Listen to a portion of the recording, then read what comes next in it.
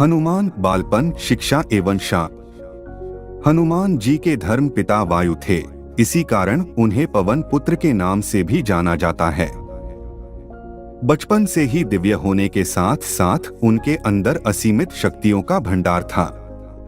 बालपन में एक बार सूर्य को पका हुआ फल समझकर उसे खाने के लिए उड़कर जाने लगे। उसी समय इंद्र ने उन्हें रोकने के प्रयास में वज्र से प्रहार कर दिया।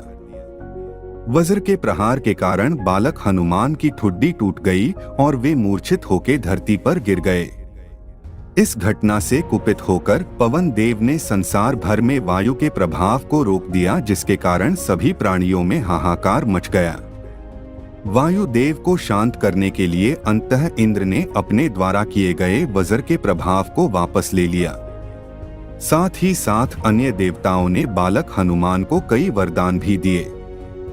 यद्यपि वज्र के प्रभाव ने हनुमान की ठुड्डी पे कभी ना मिटने वाला चिन्ह छोड़ दिया।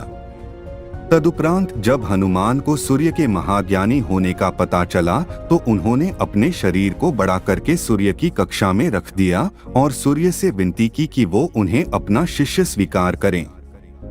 मगर सूर्य ने उनका अनुरोध ये कहकर अस्वीकार कर दिया कि चूंकि वो अपने कर्म स्वरूप सदैव अपने रथ पे भ्रमण करते रहते हैं, अतः हनुमान प्रभावपूर्ण तरीके से शिक्षा ग्रहण नहीं कर पाएंगे।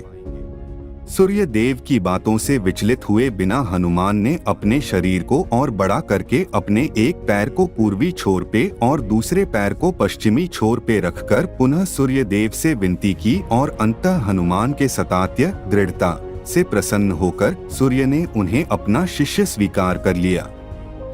तदोपरांत हनुमान ने सूर्य देव के साथ निरंतर भ्रमण करके अपनी शिक्षा ग्रहण की।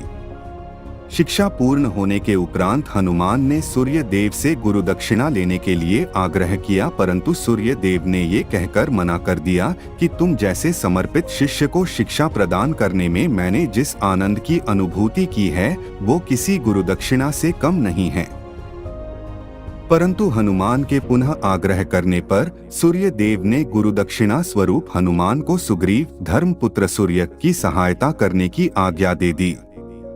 हनुमान के इच्छानुसार सूर्य देव का हनुमान को शिक्षा देना सूर्य देव के अनंत, अनादि, नित्य, अविनाशी और कर्मसाक्षी होने का वर्णन करता है।